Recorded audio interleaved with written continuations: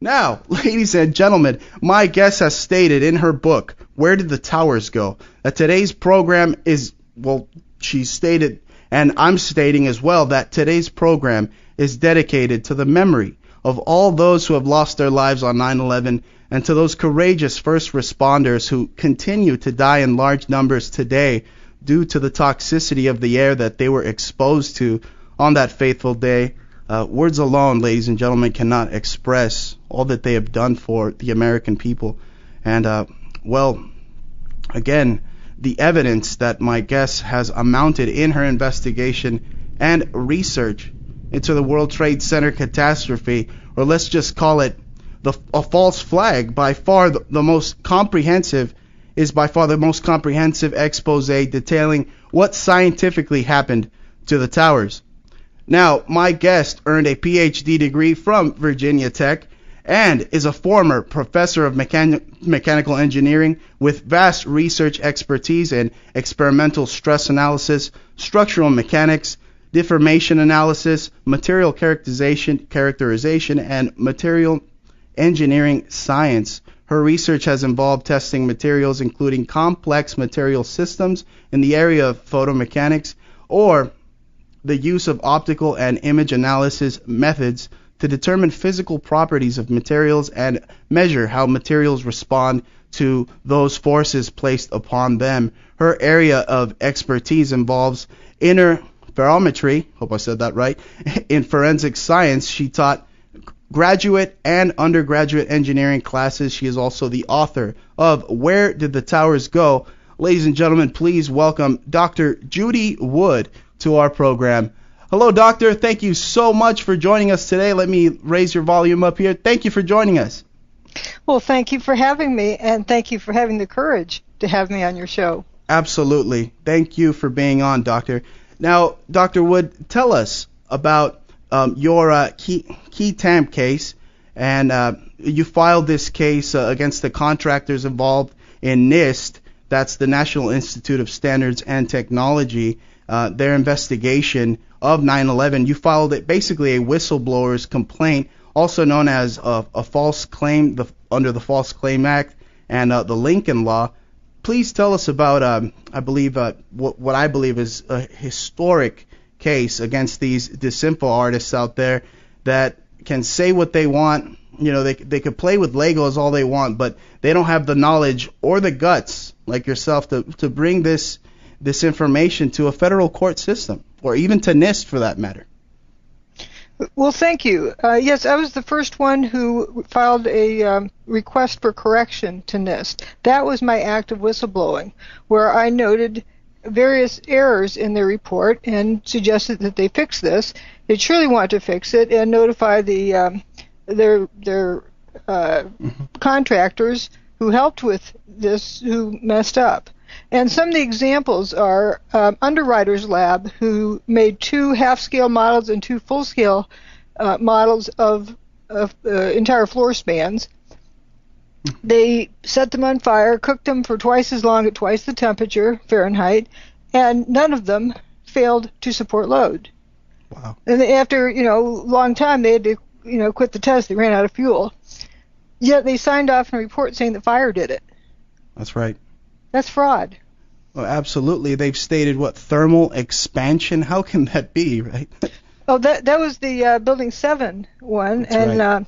What is so erroneous about that is when steel heats up with thermal expansion and starts putting force on other things, once it fails, it can't put force on anything anymore. Also, when it's hot enough, it loses strength, so it can't put force on anything. So how can it fail other members? So it's kind of a strange concept. That's right. But the striking thing, see, the NIST report isn't completely full of errors. It has a lot of truth in it. They just ignored that when they came up with a solution. But few people realize that NIST and its contractors did not analyze the demise of the buildings. Mm-hmm. They only produced a probable, hypothetical, whatever scenario that had nothing to do with reality. That's right. Well, it truly contradicts the laws of physics, right, Doctor? Well, it doesn't agree with what happened. And a term that I learned early on that it's sort of my motto, empirical evidence is the truth. That right. Theory must mimic, not the other way around. That the theory needs to match the truth, needs to match the empirical evidence. That is, the fact. And NIST came up with this model, but it didn't match the facts. So the model's no good. But NIST did report very valuable information. They just didn't use it. For example, that there's virtually no seismic signal. It was very low magnitude, but there were no detectable S waves or P waves with any of the 5 events, which means the building did not hit the ground. There's only that you can't come to any other conclusion. If you slam something down on bedrock, it's going to ring like a tuning fork. That's right. It didn't. But there's 3 kinds of waves: surface wave, an S wave, and P wave. P wave, the primary wave, it's the first to arrive at the seismic station. Then there's the S wave or shear wave that is a little bit later, and the lag time will tell you how far away the epicenter is. Like in an earthquake. Those 2 signals travel through the Earth. That's right. The seismic station didn't record anything traveling through the Earth with the demise of the towers. Wow. Only a surface wave. Now, if King Kong reaches over and grabs those buildings and chucks them up in outer space or whatever, just removes the weight off the ground, you're unloading the ground. That's like getting up off your mattress in the morning and it recovers, or getting off the sofa. That's right. That would create a surface wave, and that's all that was recorded. Wow.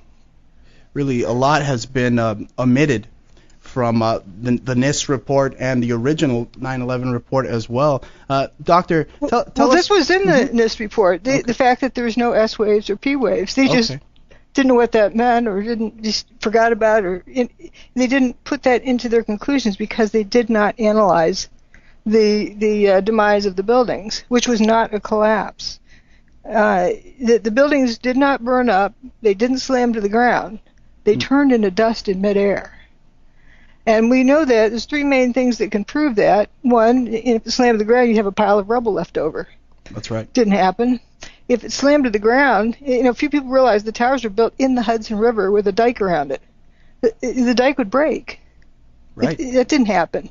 It wasn't ruptured. If it ruptured, you would have flooded all of lower Manhattan, and the underground, the subways, and so forth. That's right. The bathtub, as you stated, flooded and all. Actually, when they were cleaning up the remains, there's a little corner of Building 6 that was left in the northwest corner. They didn't want to use explosives to bring that down. They used cables to pull it down. On earth moving equipment or grapplers holding a cable to the thing and rocking it back and forth and pulling it down. Wow. Because they were afraid to use explosives for fear it would damage the bathtub wall. And that's just a 6-story building and a corner of a 6-story building. Amazing. So you have 2 110-story buildings, each 500,000 tons. And that didn't damage the bathtub was damaged, but not by the building's demise, but by the earth-moving equipment that came in, the next day. That's right. Right, that's tons of debris. Tons of debris that would have came just barreling straight to the ground, and you'd figure that it'd be ruptured, right? But nothing. You say no damage. damage. They pulled stuff intact out of the basements, like some subway cars. Mm-hmm. You know how FEMA comes around, they put a big red spray paint X on it, and they count how many live bodies, dead bodies, or whatever. They have this tally they put on. You saw it in New Orleans. They, when they check something, they put this red X and then count things on it. That was spray paint on the subway cars that were under the World Trade Center buildings. Wow. These weren't squashed. There's a subway station or a PATH train station there. And the PATH trains, that's Port Authority Trans-Hudson subway, goes under the Hudson River. Mm-hmm. And it comes up on bedrock underneath the World Trade Center on the bedrock there. And you would think if something mashed down on it, it would damage that tunnel. Absolutely. It was built, around 1909, I think, is when it opened, something like that. Mm-hmm. They must have made stuff better back then. Right, yeah. They say the older your home is, the better quality it probably is. and they had water down in the tunnel, and they're worried that it was leaking, but it turns out with all the fire hoses and rain, going down into the basement, that had to go somewhere. It drained into the tunnel. Once they pumped the tunnel out, it stayed dry. It didn't leak. So it wasn't. It had water in there from getting, just flowing downhill, but that was it. Yeah. But what I present is evidence. You can't get to a conclusion without the evidence. And this is a serious problem with the majority of our, quote, educational system. That's right. People are taught to guess at the answer and work backwards. They may have a tendency to do that anyway, but it seems to be strengthened. I can remember how many students, when they do their homework problem, would first look at the answer in the back of the book and then stir the numbers around, punch them in the calculator, check the back of the book. Stir the numbers around, punch them in the calculator, check the back of the book. They never would look at the ideas going into what they're calculating. Right. It was all about getting the answer in the back of the book and then seeing what numbers you had to fiddle with to get that, rather than understanding the problem. Right, going out and reading the cliff notes instead of reading the actual book. Right, it was all about trying to jump to the answer in a hurry to jump to the answer. Well, it's the journey that counts. Right. And so many people say, well, so-and-so says they have a theory about thermite. There's a theory about mini nukes. There's a theory about space beams. There's a theory about... Why do you need a theory? I don't have a theory. That is the biggest myth, that people like to label things as a theory. It's... I have a philosophy. Let's go look at the evidence. Right. And I have a little analogy to present to you and say, here you go. Let's say I add some numbers. 1 plus 3 plus 9 plus 6 plus 4 plus 7 plus 2 plus 3 plus 9 plus 5 plus 8. And it adds up to 57. Is the number 57 a theory? No, that's an actual fact. It adds up to 57. It's the conclusion based on the numbers I added. Is it an opinion? No. Is it a view? Nope. Not Is it at a all. thesis? Don't think so. Is it speculation? Nope. Is it a conclusion based on the sum of the information given? That's right. Bingo. Can you arrive at the same number, 57, if you omit all but the last two numbers? Not at all. Nope. Not at all. Evidence works this way. If you want to get the right answer in a forensic investigation, you must look at all of the evidence. You don't start with the answer you want and then go cherry picking the minimum piece of information that will support your thesis. That's right. You don't have a thesis with forensic investigations. For example, an autopsy. It's either conclusive or it's not conclusive. Either they have enough evidence to make a conclusion or they don't. And as I say, keep looking at the evidence. It'll tell you what happened. If you don't know what happened, keep listening to the evidence until you do. Absolutely. Now, Doctor, tell us about your studies in interferometry. Is that how you say interferometry? Pretty close. Interferometry. It's interference of electromagnetic signals. That's right. But it's used in a kind of image analysis to look at deformations on a fine level of whether it's within one material or interaction between materials. It's a very powerful tool. But what it's taught me is to look at phenomena, not at what answer you want. And the more observant you become, the more information you can obtain from your experiments. That's right. And so if I look at images and I can see different things, qualities going on within the image of different things happening. Okay, now let's go to the pictures from the World Trade Center. I couldn't miss it. I look at things and say, wait a minute, why is this that way? What's this over here? How could that possibly happen? That's right. Stands out like a sore thumb almost, right? But the trick is beginning first with establishing what happened. That's right. You first must establish what happened before you can determine how it happened, because if you don't know what it is, how can you determine how it happened? Right. Before you can determine who did it and why they did it and so forth. That's right. And one of the biggest secrets of how they run a cover-up, I'm going to tell you the secret here. You get people to skip that first step and jump to any of the other steps. Skip looking at what happened and start arguing about how it happened, who did it, and why they did it. But when you do those things, if you don't know what happened, how can you determine how it happened if you don't know what it was that happened? Absolutely. You have to assume. So pretty soon you're solving an assumed problem. You're solving an imaginary problem, not a real problem. And you'll never, ever be able to solve what happened. Right. And how it happened, and come to the conclusion based on that. But there's a recent news, I don't know what you want to call it, fiasco, drama, that probably the people around the world even heard about. I was in Italy and giving a presentation and brought it up, and they didn't know the name of it, but they knew of it. The Casey Anthony case. Right. So many people would say, well, they came up with the wrong answer. How do you know? People were convinced emotionally what they thought the answer should be because they're going for the answer rather than what happened. As it turns out, the prosecution never determined what happened. So how can you convict somebody of, what was the crime now? Right, murder. Was it murder or was it, they hadn't determined what it was. They didn't determine what the crime was. So how can you convict somebody of something, you have a blank there. There's no connection. Mm-hmm.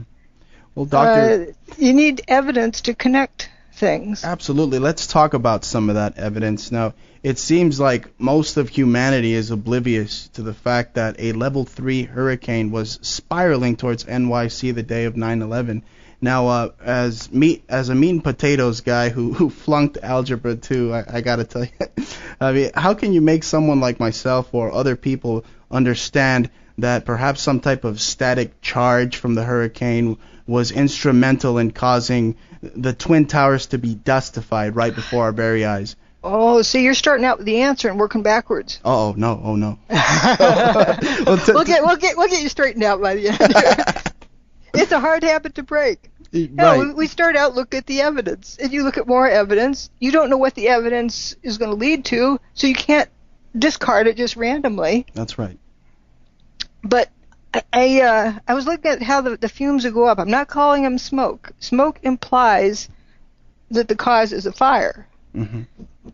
So I use generic terms or invent other terms as placeholders to identify a particular phenomenon, just to keep from biasing my observations, like, fuzzy blobs, fuzzballs, dustification. Right. And so I was looking at the fumes coming up. How far up do they go? Well, I bet you some weather satellite images that will show how far up they go. Let's see if I can spot it from the weather satellite images. So I go look on the, weather sites, and wait, what is that? I didn't know there was a hurricane that day.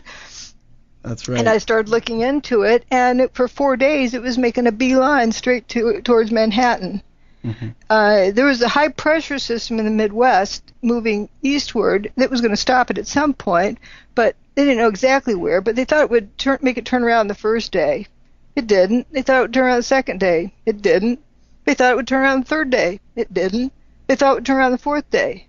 Good thing it did. That's right. Because the outer bands were right at the edge of Long Island and over Cape Cod. It was raining on Cape Cod because the outer bands of the hurricane were there. Now, a hurricane isn't located just at the eye. A lot of people say, oh, that was 200 miles out to sea. Mm-hmm. The center of it was, but if that thing is 500 miles in diameter, it's on the shoreline. That's right. And so, okay, now, what do hurricanes do? We now know there's a hurricane that was there. We know it was underreported, which is pretty weird. How could they be so sure it would turn around in the nick of time? That's because right. How long does it take to evacuate how many million people live in Manhattan? 6 million? Something like that. Very big number. Right? A big number. In Manhattan, you only have a few bridges. And I know that in Houston, when Hurricane Rita was aimed that direction, they had first a voluntary evacuation, then they ramped it up to, mandatory evacuation. And that's all surrounded by land that you can head out of town any which direction. Mm-hmm. Not just a few bridges that only, people in Manhattan don't own cars. So you would you owe it to the people to give them a voluntary time just in case. But they're out of time if it stayed any longer, and there would have been storm surges. Mm-hmm. Manhattan is right at sea level. It would have flooded Manhattan. That's right. So it makes you wonder. That's a fact. That's not speculation. As I like to say, is know what it is that you know, and know that everything else you don't know, and don't fill in that gap of speculation when you're doing such an investigation like this. Right. It's to be very careful, because then you fill your mind with stuff that is not true, or may not be true, or isn't fact. It's okay to step aside in a separate box and try out some scenarios, just logic-wise, but don't mix those back in with the what you've established. Okay, so we know that there's a hurricane there. That's a fact. Now, what do hurricanes do? Mm-hmm. There's birds know to skip town before the hurricane gets there. Right. There's a static field around hurricanes. Let's go look at see what was happening, right in the outskirts of the hurricane. Turns out the three major airports surrounding Manhattan, LaGuardia, JFK, and Newark airports, all reported thunder on 9/11. Mm-hmm. That's evidence that it was close enough to cause those field effects. That's right. We'll leave it at that. We've established that was the environmental situation there. And, like a car wreck, if you're writing up a report on that, you don't neglect to put down what the weather conditions were, just in case it had an influence on what happened. All right. That's solid evidence right there. Now, Doctor, there have also been many reports that state that the steel from the Twin Towers was sent to China. But from pictures in your book, we see that there really is no steel visible unless they hired Speedy Gonzalez to come and clean up the mess. Now, this is, I believe, a diversionary tactic to keep us, like you said, from asking the hard questions, like what really happened. No, but people are given answers. Mm-hmm. They usually stop asking questions. People start asking questions. You give an answer, and they quit asking. They don't stop to think, does that answer make sense? Mm-hmm. So they, all the steel was shipped to China and immediately shipped to China. Well, you see a picture taken an hour after the demise of the towers, just while the dust is clearing the air, and the rubble is at ground level. Mm-hmm. But people then will not question that, because they'll assume that was later and all the steel went to China instantly or something. I'm not saying it didn't get beamed to China. I'm not saying how it would have gotten there, but it wasn't there immediately afterwards. How could they have removed it that quickly? That needs to be explained. So where did the rumor come from that it was all shipped to China? You need to show me how it got to China in 1 hour. That's right. And that's it seems that doesn't add up. Not only that, many first responders discuss how there was no rubble there. Mm-hmm. And where'd the building go? They didn't even know the ones in Tower 1 during the demise of Tower 2 came out and where they were. They thought they came out of the wrong direction of the building, because wasn't there a building here? Right. Wow. Yeah, it is really strange, but there's one particular quote. I didn't find it, by Michael Ober, who talks about he didn't remember hearing the sound of the building hitting the ground. Mm-hmm. I don't have it handy, but he said something like, "Why do I not remember the sound of it? If it's that big of a building, it should make a loud noise." That's right. Yeah, and including WTC7, mm-hmm. There's a video of somebody getting interviewed with Building 7 behind them, and so from the camera shot you see Building 7 behind them, and partway through, you can hear conversations down the street and various other noises in the area, but you don't hear anything from Building 7, and you see it just start to move downward towards the ground, and it's either the interviewer or the cameraman says, "Whoa, whoa, whoa!" When you notice that the building's just dropping. Yeah. No sound. Terrifying. How do you get? It should sound like it was raining dump trucks. Right. You would expect that tons of debris barreling to the ground. You'd expect a huge sound to be emitted But really, Doctor, it's what is it? It's Locard's exchange theory, right? I mean, there's a trace of evidence left behind for everything that's done, right? I mean, they say that the steel was sent to China. Well, let's trace the evidence back and back and back until we get the story correct. Who made that statement, and why did they come to that conclusion? Right. Where are the receipts?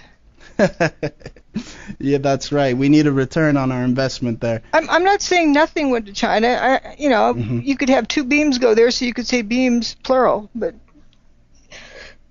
there wasn't much of any material to remove. Beginning with the first pictures, but also there would be, and this is the third biggie that demonstrates the buildings didn't slam to the ground, the seismic signal. And we had talked about that, the lack of S wave and P wave for all 5 events that day. Mm-hmm. And just a surface wave. And the surface wave for Building 7 was equivalent to like a jackhammer. It was a 0.6 on the Richter scale. Right. And the Richter scale is exponential. And so, comparing that to a controlled demolition like the Seattle Kingdom, that was a 2.3 equivalent on the Richter scale. And the Building 7 is 6 times the potential energy of that building. So it should be a bigger number than 2.3. Absolutely. Another problem was, like with Tower 1, the ground shook for 8 seconds during the demise of Tower 1. If you drop a bowling ball off the roof, it takes about 9.5 seconds for it to hit the pavement below. Right. So why would the entire building go away and the ground shake for only 8 seconds? I'd seen your work in actually your theory, your philosophy, better said. Yeah, I changed it. Philosophy, evidence.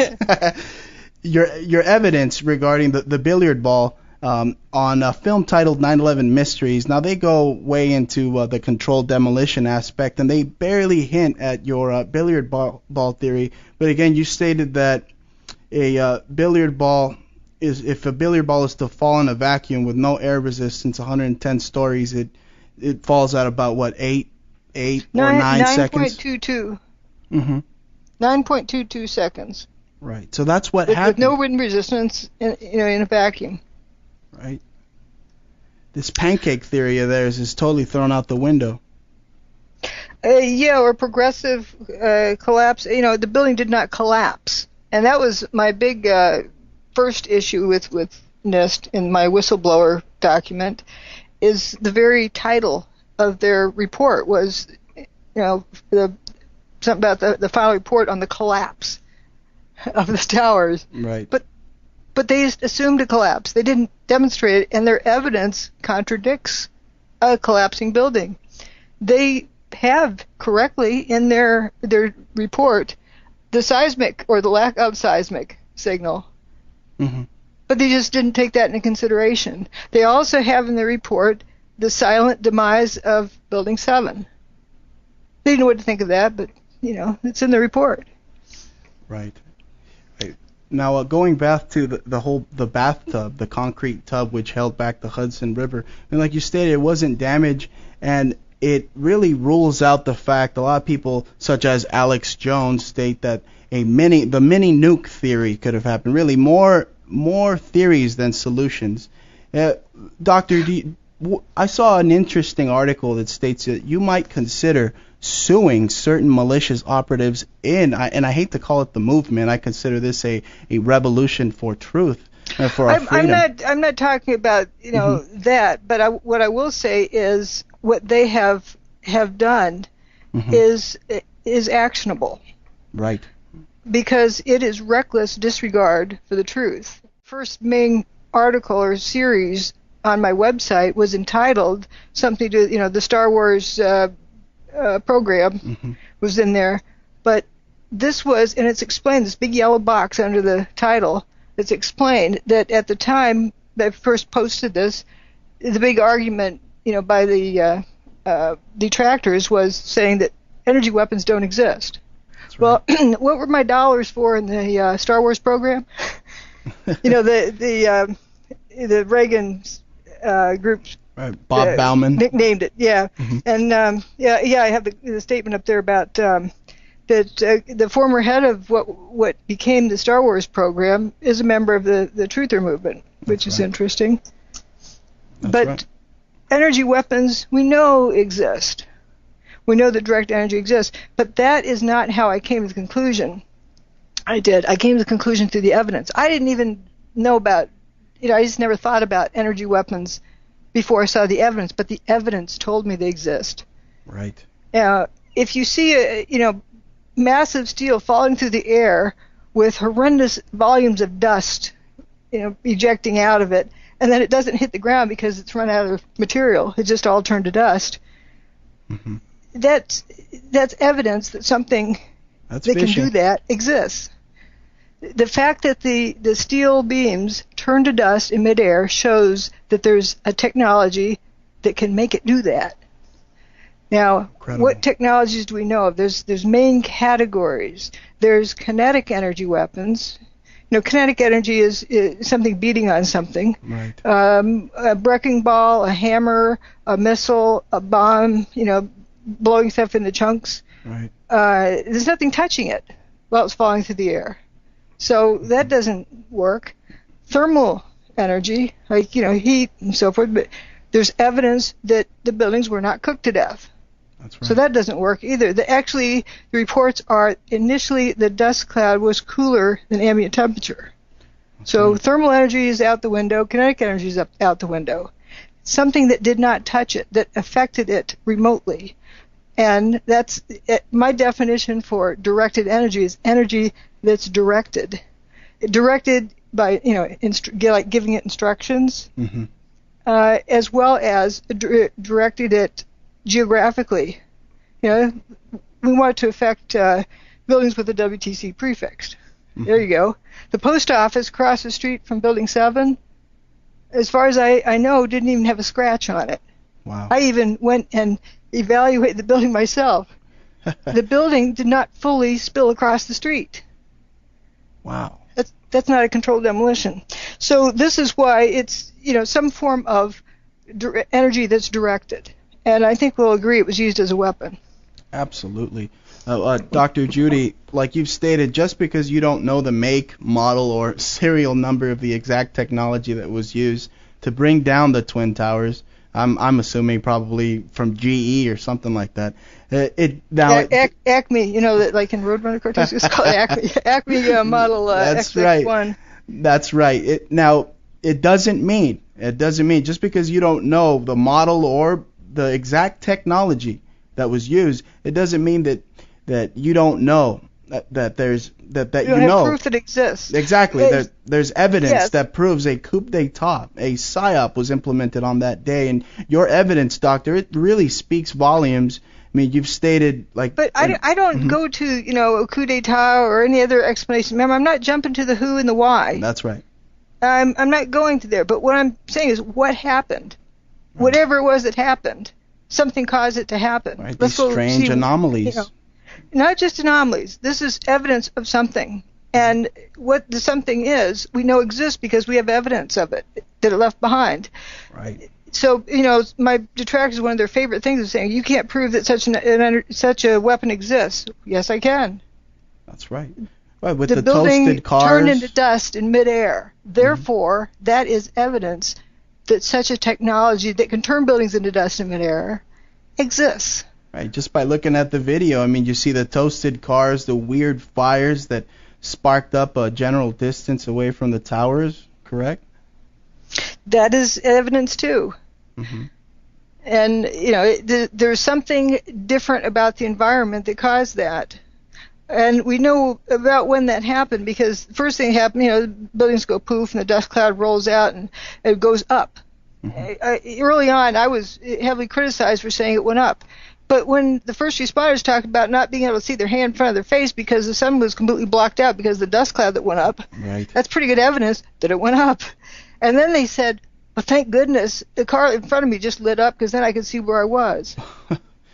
And then this guy, Patrick Connolly, was walking down West Broadway, and the cars were lighting up as he went down the street. So he lit his way. Patricia Androvic, her turnout coach, he said they should call it a burnout coat because it was like a human flashlight. Oh, my God. Her coat was on fire, but she didn't talk about getting burns from it. Mm-hmm. Her shoelaces were on fire. She didn't talk about being hit by anything. She got some of her hair messed up. It toasted some of her hair, but she didn't have burns on her skin that or a kinetic energy, boom, something hitting her. But she talked about seeing cars blowing up on her as she walked down the street or ran down the street. And I believe, so this is after the towers turned to dust, just after. Wow. And I believe, what was it, the number, about 1,400 cars it was that spontaneously combust? I mean, what kind of technology can cause this type of extreme deterioration, turning steel beams into, like you've stated, toasted tortilla chip-like material? I mean, what can cause steel to be deformed in such a manner? I mean, we know kerosene is not a hot-burning fuel. I've heard you say that the technology is reminiscent of almost a microwave. I mean, you have people who would rather jump to their deaths, doctor, naked than withstand that. I don't even go to that conclusion. They went out the windows and they hit the ground and they died. But right. I don't believe they voluntarily jumped out the windows. Wow. Because you look at them and the logic that I go through with this, it isn't conclusive that they chose to go out the windows. Because some of them, it's like they fell. They're looking like, how to get here? Whoa, like somebody flapping their wings. Like they're trying to steady themselves. How to get here? Mm-hmm. It's like they end up, maybe they jumped from something and didn't realize they're going out. There's a lot of different questions around that. But what it says is something strange was going on in there. The poor firefighters, they're trained to save lives. That's what they live for, to save lives. Right. They'll give their life to save a civilian's life. But they were helpless, and there's no worse feeling, no worse human emotion than to feel helpless. And here they were, helpless to save these people. It must have just torn them up. And several of them, or many of them actually said, they've never, in their entire career, seen, more than one person jump. Wow. 20-year career. They one guy had seen just one guy jump from a 3-story building, but that was it. They've never seen people. It's certain death to jump from high up. People have more of a survival instinct than that. That's right. More of self-preservation as human beings. And there was no evidence that it was fire-induced. And I got to looking at some of the images and see these people hanging from the 105th floor. There weren't fumes coming out those windows, but they're outside the building for some reason. And there's one guy that appears to be taking his pants off. He appears to be hanging by one hand and one foot from the 105th floor, taking off his pants. He already has his shirt off. And you look and you see other people have their shirts off and pants off hanging outside. That doesn't make sense. You ask any firefighter, more clothes the better, because that's a protective layer between them and the fire. That's right.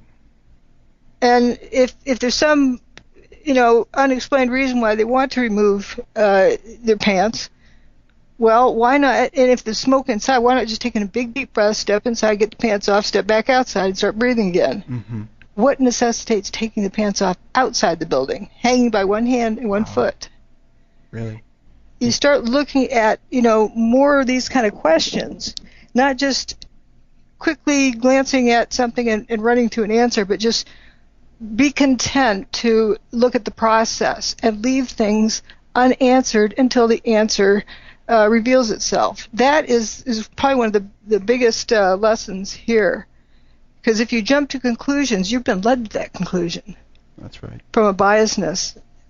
But if you just if you don't know, fine. That's, be comfortable with that. Because eventually something might come up. For example, the peeled effect on the cars. When I first noticed that, I didn't know what it meant, but I could see there was this trend. So I just put that in a category.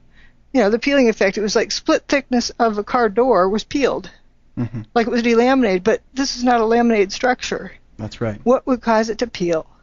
And it was about a year after that that I was wandering around on the internet and was led to some blog, and I looked, and here somebody had reproduced every single one of the effects that I had already cataloged, and one of these was a peeling effect. So, I'm not saying that is exactly what happened, but here's parallel evidence. So let's go look at how this was caused. And what I present in my book is parallel evidence and actual evidence. That's right. Just toying around with different concepts. Like, for example, hot things glow, but not everything that glows is hot. Mm-hmm. Just because you see something glowing does not mean it's hot. And for an example, I show a fluorescent light bulb and an incandescent light bulb. They're both glowing. One's hot and one's not. Amazing example, right? And I'm not saying that I have a theory that fluorescent light bulbs destroyed the buildings. A lot of people claim that whatever's in my book is my theory. No, I'm showing concepts, parallel evidence, demonstrations Your philosophy, right? What we know. Absolutely. Now, Doctor, I have to say I owe my career in radio to one man. And that's Nikola Tesla, the father of alternating current, who pretty much Hooray. made exactly. More radio broadcasters need to acknowledge that. Now, this man made wireless communication possible in 1894, and really our whole modern world revolves around Tesla's ingenious work. Now, Doctor, please tell our listening audience about the Tesla and Hutchinson effect. Well, that blog that I happened upon, it was the blog of John Hutchison. Mm-hmm. Tesla, I need to see stuff. Being from Missouri, the show me state, I need to see see the evidence. And Tesla, it's stories we read in a book. They're probably true, but it's in a book, and I can't go question Tesla. But John Hutchison lives in the here and now, and he's reproduced a lot of these effects. Oh, let me go check it out. So I go to his lab and witness it. What he's done. And he's been able to reproduce a lot of these effects, and he's not technically a scientist. He just enjoys fiddling around and was creative in reproducing Tesla's work, as well as the work of T. Townsend Brown, mm-hmm. And looking at how surfaces become distorted when you put a big charge into them. And he'd get some different things happening, like something would go flying up, just fly up. He also has, a levitated cannonball. Mm-hmm. He also get things just, crumbling into powder. Sound familiar yet? Right, absolutely. Or this one funny one. It's a big copper, solid cylinder of copper, making a big, curling up like a U-turn.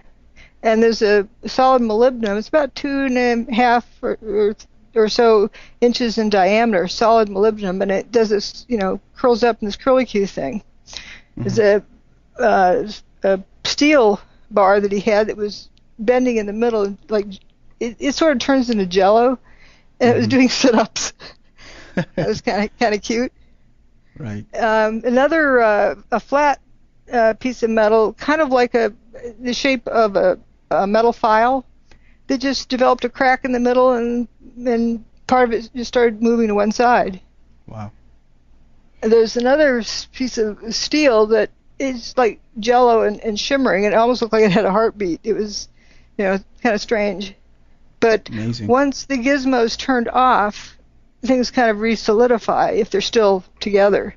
Mm-hmm. If they're, once something's in a powder, it's done with. Right. And I have this analogy that it's like musical chairs. The music stops playing, you got to sit down, and sometimes there isn't a chair for you. Uh-huh. And you grab on a chair, but while the music's playing, everybody's up kind of floating around. Imagine that the atoms are like that. They let go of their connections, and they're just kind of floating loosely. Wow. And the music stops playing, and they need to grab back to their seat. That's right. Doctor, let's talk about the nature of what appeared to be a pyroclastic flow on 9/11. Tell us, why did that dust cloud stop at the building lines before the Hudson River? That seems odd to me. It seemed to, I'm not going to say why. I'm just noticing the evidence, and the evidence was that it seemed to have rolled a particular distance, which is also, you could say, for a particular period of time, and then it went up. It rolled out, came to a stop, and then went up. And it just happened to be where those buildings were. On West Street, the first building, which is the South Tower, when it rolled north, it went up to Warren Street. And then when the North Tower went poof, it rolled up to Chambers. The buildings are about a block apart, and that's about a block difference. So they rolled out for the same distance. Wow. And it was probably the same time because it was the same speed of the rollout. And the dust didn't roll out all that fast.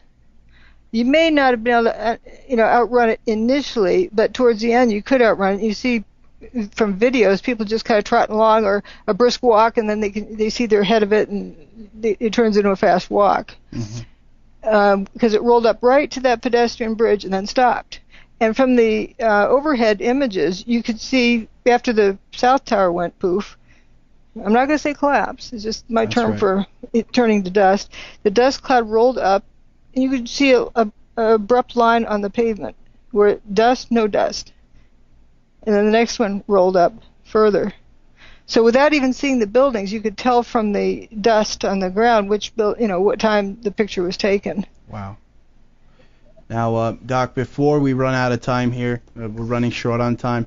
Please tell us about Building 7, and like the Twin Towers. What about Building 3? And what about Building 4 and Building 6? Right, there's Building 5. The whole WTC complex is vast. But let's talk about Building 7. Like the Twin Towers, it appeared to be lathering up, as you've stated in your book.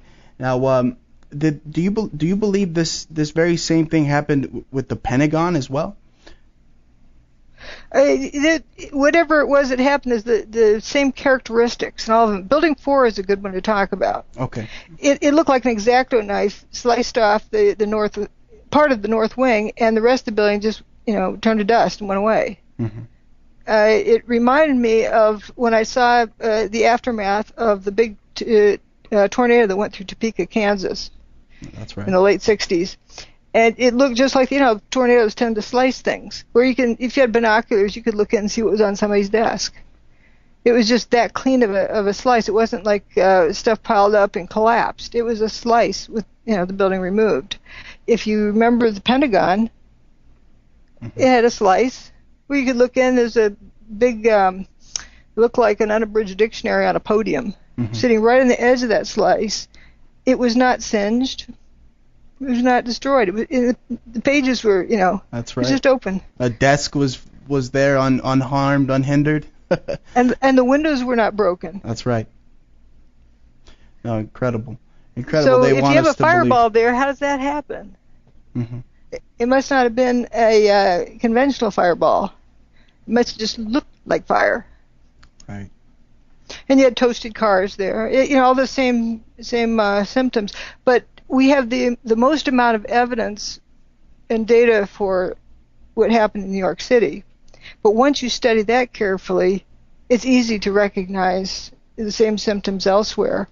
Frothing up trees. I saw pictures of I originally had a chapter about the Pentagon for my book, as well as other chapters, but as it is, the book was big enough. Right.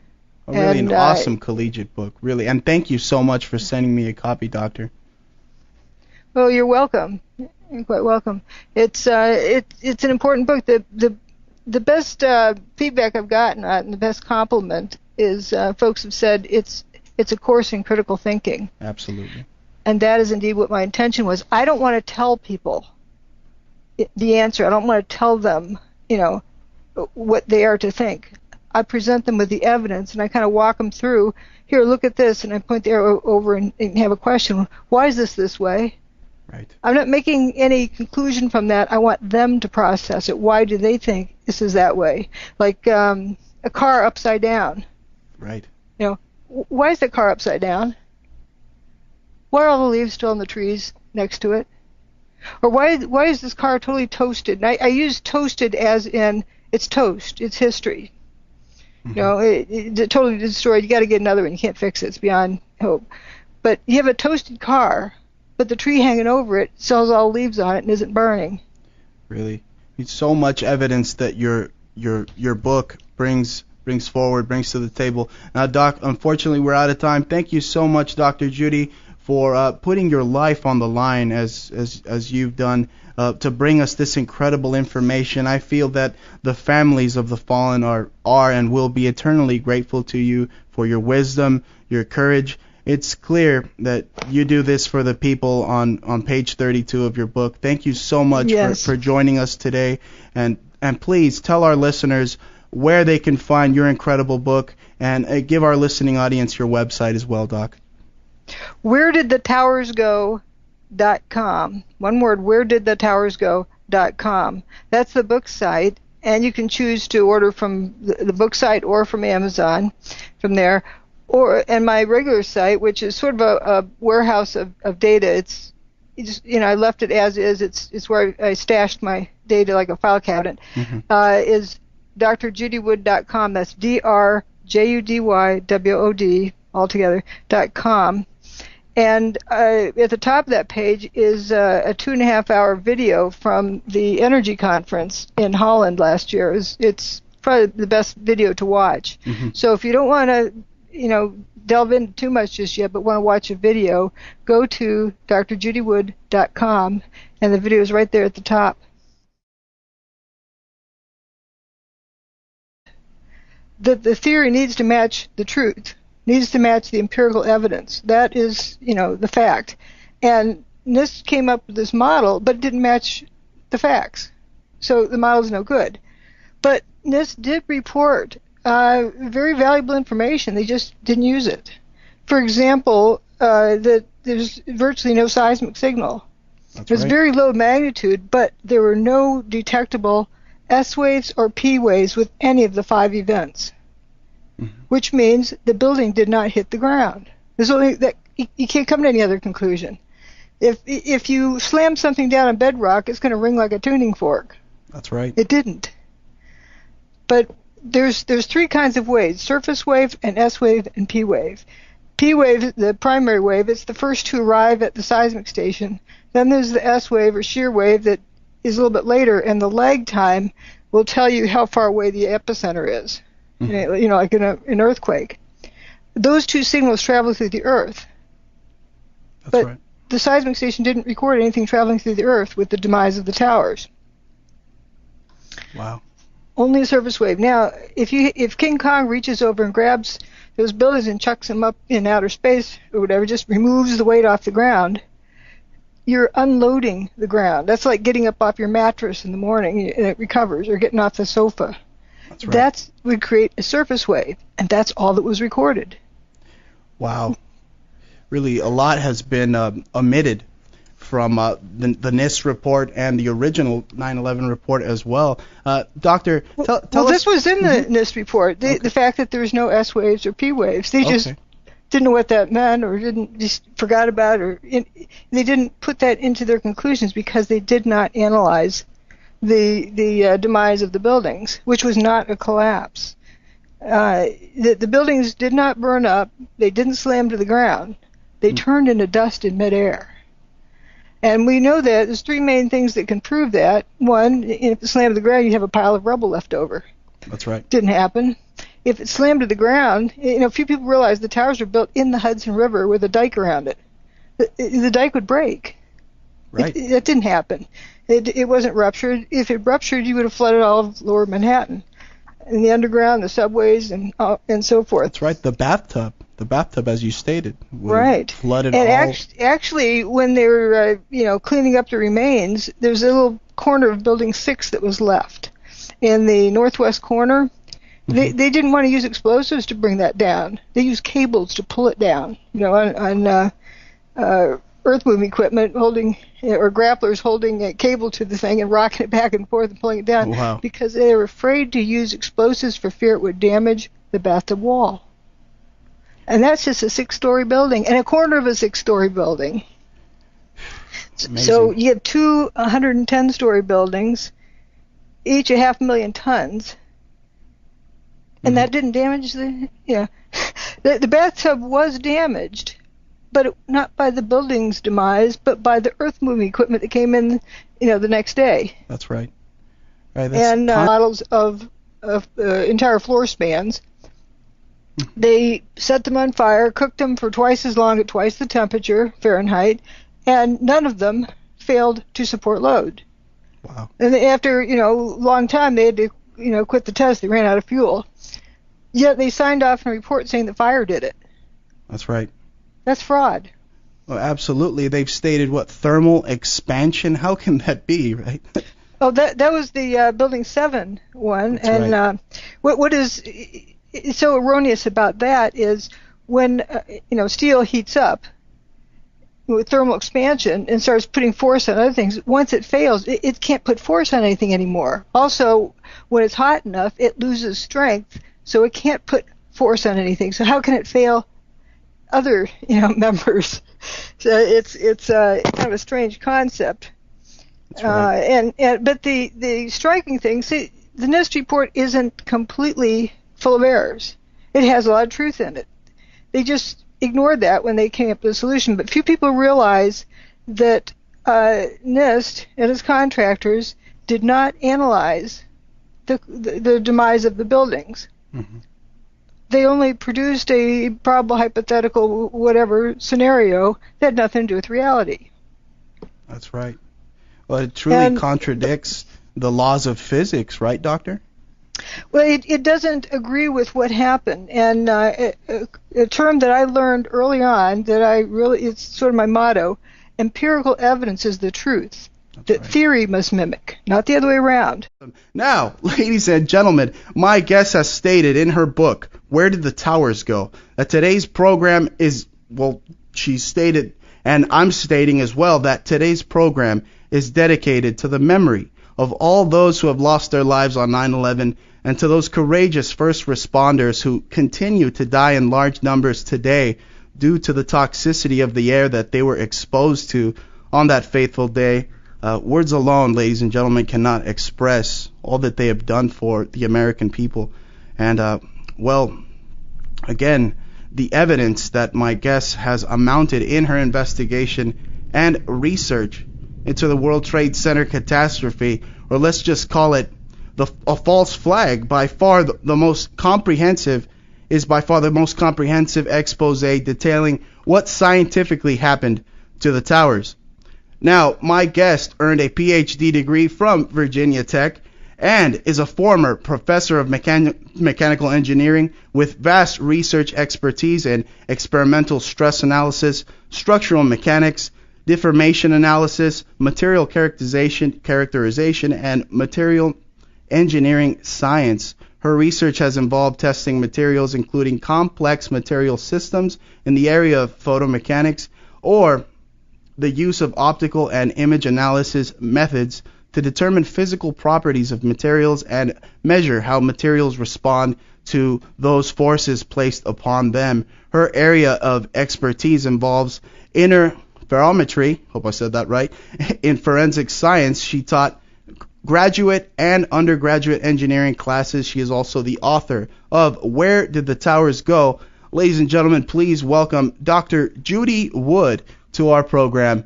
Hello, Doctor. Thank you so much for joining us today. Let me raise your volume up here. Thank you for joining us. Well, thank you for having me, and thank you for having the courage to have me on your show. Absolutely. Thank you for being on, Doctor. Now, Dr. Wood, tell us about your key TAMP case, and you filed this case against the contractors involved in NIST, that's the National Institute of Standards and Technology, their investigation of 9/11. You filed it basically a whistleblower's complaint, also known as a false claim under the False Claim Act and the Lincoln Law. Please tell us about, what I believe is a historic case against these disinfo artists out there that can say what they want. They could play with Legos all they want, but they don't have the knowledge or the guts, like yourself, to bring this information to a federal court system, or even to NIST for that matter. Well, thank you. Yes, I was the first one who filed a request for correction to NIST. That was my act of whistleblowing, where I noted various errors in their report and suggested that they fix this. They surely want to fix it and notify their contractors who helped with this who messed up.